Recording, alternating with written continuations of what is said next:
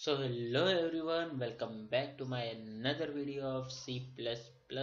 So आज की इस वीडियो में मैं आपको सिखाऊंगा 4 pillars ऑफ द उप्स।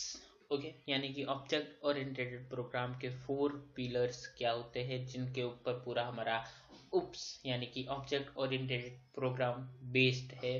वो सी प्लस प्लस में क्या होता है वो मैं आपको आज के इस वीडियो में बताऊंगा, और साथ में ही हम लोग स्टार्ट करेंगे उसके एक पिलर यानी कि एब्स्ट्रैक्शन से। ओके, सो पिलर यानी कि मीन्स के 4 टाइप के होते हैं। उप्स 4 टाइप के ऊपर पूरी तरह से बेस्ड है, जैसे कि पहला हो गया हमारा एब्स्ट्रैक्शन, फिर हो गया हमारा इनकैप्सुलेशन, इनहेरिटेंस, और चौथा हो गया हमारा पॉलीमॉर्फिज्म। ओके, सो ये चारों चीजें हैं। चारों चीजों को हम लोग डिटेल में समझेंगे, बट स्टार्ट करेंगे हम लोग एब्स्ट्रैक्शन से।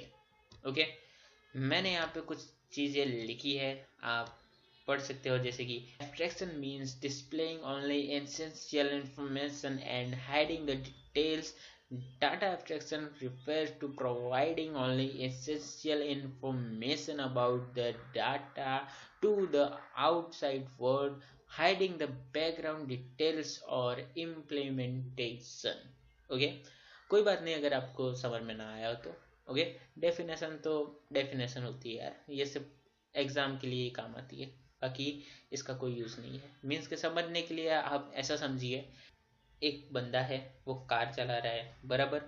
अब उसके मन में क्या है, मीन्स क्या, अगर आप लोग कार चला रहे हो, बराबर, तो आप लोग एक्सीलेटर दबाते हो तो हमारी जो गाड़ी होगी वो आगे जाएगी यानी कि स्पीड पकड़ेगी। Okay, that's all. और ब्रेक दबाते हैं तो वो रुकती है, बराबर। सेम चीज हमारी बाइक में भी होती है।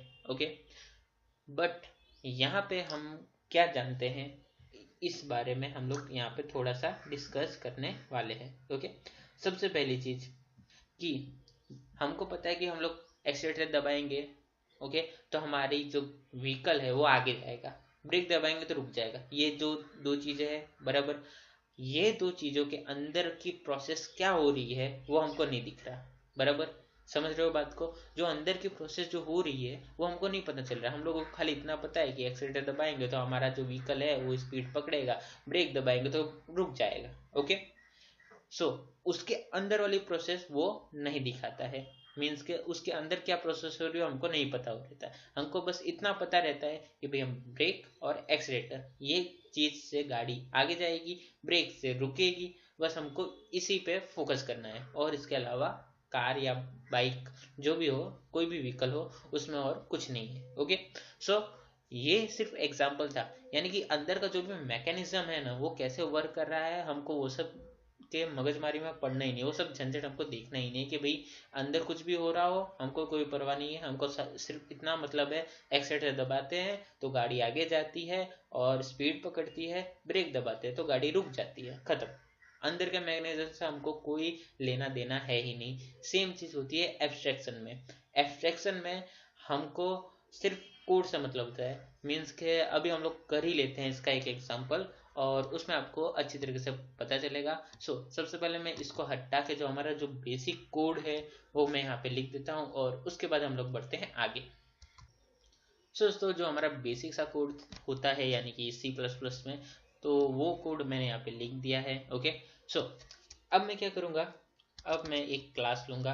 ओके, क्लास, और इसको मैं नाम दे देता हूँ, वैल्यूज दे देता हूँ। ओके, लिख देते हैं हम लोग यहाँ पे वैल्यूज। ओके, सो अब हम लोग यहाँ पे ले लेते हैं करली ब्रैकेट। करली ब्रैकेट के अंदर अब हम लोग लेंगे सबसे पहली चीज हमारी जो होती है वो होती है पब्लिक। ओके, हर बार हम लोग यहाँ पे पब्लिक ही लेते हैं, but in case of abstraction हम लोग यहाँ पे लेंगे प्राइवेट। ओके, जैसे कि मैंने बोला था आपको कि प्राइवेट का ज़्यादातर यूज़ नहीं होता है, बट एब्स्ट्रैक्शन में इसकी ज़रूरत पड़ेगी। हम लोग यहाँ पे क्या करेंगे, चलो हम लोग करते हैं वैसे वैसे समझते हैं। ओके, सो इंट ए लेता हूँ, इंट बी ले लेता हूँ, और सेमीकोलन लेता हूँ, और उसके बाद में हम लोग यहाँ पे कर देंगे पब्लिक। ओके, और इसको थोड़ा हम लोग ले लेते हैं आगे की साइड में। ओके, और ठीक है, ये बराबर है। ओके, सो अब हम लोग पब्लिक के अंदर क्या लेंगे दोस्तों? पब्लिक के अंदर अब हम लोग लेंगे एक वॉइड में हम लोग सेट में ले लेता हूँ। सेट के अंदर मैं ले लूंगा int x comma int y। Okay, करली ब्रैकेट के अंदर a इज इक्वल टू मैं सेट कर दूंगा x और सेमीकोलन, और b इज इक्वल टू मैं कर दूंगा y सेमीकोलन। ओके, समझ रहे हो बात को? ये जो हमारा a होगा वो x हो जाएगा और b होगा वो जो y हो जाएगा। ओके, सो अब मैं करूंगा वाइड डिस्प्ले।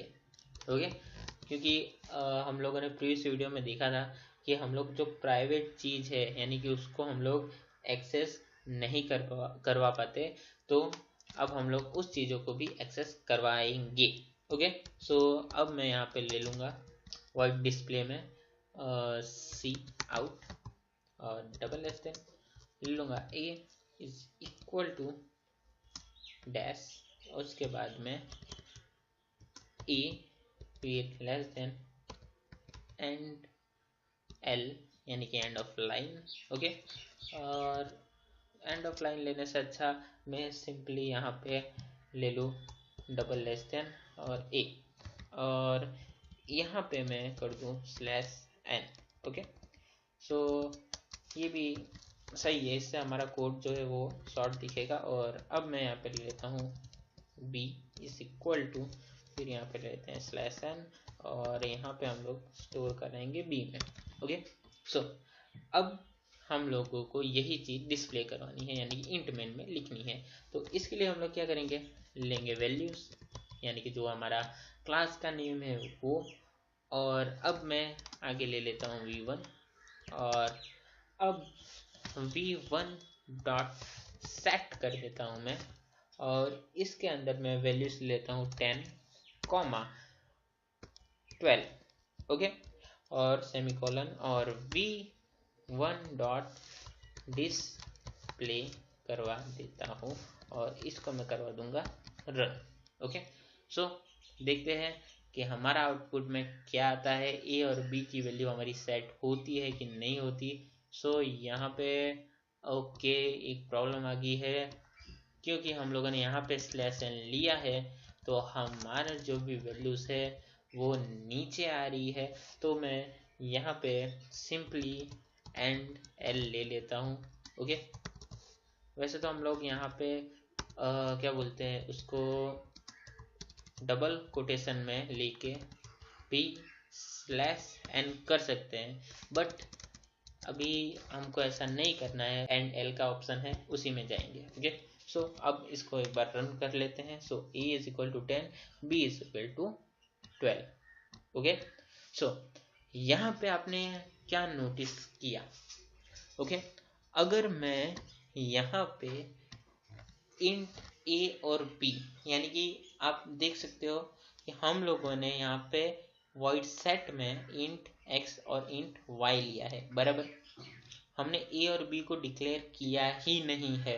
तो आप लोग सोचोगे कि भाई A is equal to X कर दिया भाई ने, B is equal to Y कर दिया, और यहाँ पे simply A is equal to क्या कर दिया, ए और बी इज इक्वल टू कर दिया बी। ओके, मीन्स के जो एक्स और वाई की जो वैल्यू है वो यहाँ से सेट हो रही है और यहाँ पे जा रही है, और यहाँ पे जाके ये ए में चली जा रही है, और y की जो वैल्यू है वो b में चली जा रही है, और वही चीज़ यहाँ पे डिस्प्ले हो रही है। ओके, तो इसमें एब्स्ट्रैक्शन कहाँ आया? बहुत सारे लोगों को ऐसा सवाल आएगा, बट मैं आपको एक और चीज़ बता दूं, अगर मैं यहाँ से हटा दूं, ओके, और अब मैं इसको रन करूं तो आप देख सकते हो यहाँ पे एरर आई। हमारा जो यहाँ पे एरर आई है वो इसलिए है क्योंकि हम लोगों ने यहाँ पे इसको डिक्लेयर ही नहीं किया है। मीन्स के ये क्या है वो हम लोगों ने डिक्लेयर ही नहीं किया, ये डायरेक्टली ले लिया है। ओके दोस्तों, आप यहाँ पे भी इसको ऐसे ऊपर करके भी आप देख सकते हो यहाँ पे हमारी एरर क्या आई है। ओके, अगर ना दिख रहा हो तो मैं और इसको ऊपर कर देता हूँ। ओके, सो आप यहाँ पे देख सकते हो कि यहाँ पे एरर आई है, A was not declared in this scope, B was not declared in this scope। Okay, so अब आपको पता चल रहा होगा कि भाई ये क्या चीज हो रही है यहाँ पे, और यहाँ पे जो एरर है वो क्यों आ रही है। ओके, तो अब मैं यहाँ पे वापस से ए और बी ले लेता हूँ, और अब इसको मैं फिर से रन करके आपको बता देता हूँ। तो हमारा जो आंसर है वो A is equal to 10, B is equal to 12 आया। ओके, सो हमारा जो एब्स्ट्रैक्शन होता है वो ऐसे वर्क करता है, और साथ ही में जो हमारा 4 में से एक पिलर यानी कि 4 चीजों में से एक चीज जो कि है एब्स्ट्रैक्शन, वो यहाँ पे होती है खत्म। और अब हम लोग बढ़ते हैं आगे, और नेक्स्ट वीडियो में हम लोग देखेंगे इनकैप्सुलेशन या तो इनहेरिटेंस में से कुछ एक चीज देखेंगे। ओके, और मिलेंगे अब हम लोग नेक्स्ट वीडियो में। तब तक के लिए गुड बाय।